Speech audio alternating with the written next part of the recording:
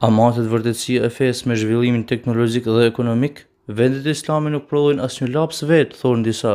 Atëherë kjo është feja prapambetje. Përgjigjja është jo, nuk matet e vërteta ashtu, sepse përndryshe, këta që tallen me neve nëpër komentet që na ofendojnë, do të ishin lëpishtë edhe lajkatarët tanë për hatur të forcës, pushtetit dhe paras. Për ta lënë ironinë më njanë, nuk matet e vërteta me materie e forcë. Do ta shpjegoj shumë thjesht, dëgjojeni me vëmendje. Feja ka dy mekanizma.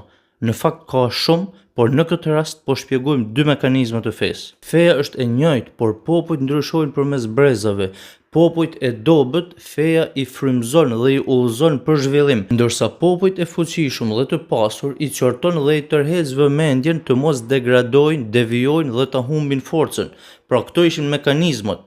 Në njërin krah, feja ka mekanizmat për popujt e dobët që t'i frymëzojnë, t'i udhëzojnë dhe t'i zhvillojnë, ndërsa në krahun tjetër ka mekanizmin tjetër që popujt e fuqishëm dhe të pushtetshëm i tërheq vëmendjen, i qorton, mos bini në gabim të degradoni, të devijoni dhe ta humbni këtë forcë. Pra i ka të dyja mekanizmat, prandaj është universale, prandaj i duhet të gjithëve feja. Çdo popull, çdo civilizimi, çdo njeriu feja i duhet dhe çdo kush ka nevojë për fenë, sepse i ka të gjitha sferat dhe të gjitha dinamikat dhe të gjitha mekanizmat. Nëse njerëzit nuk ja vënë veshin, nuk është faji i fesë, por është faji i njeriut.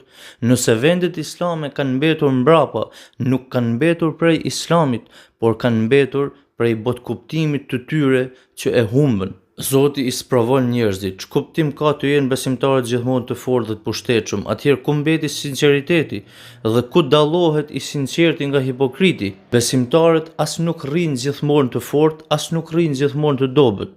Pra do vi koha dhe do ndryshojë gjendja.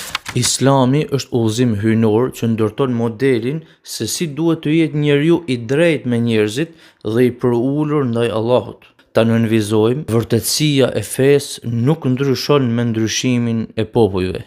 Pikë.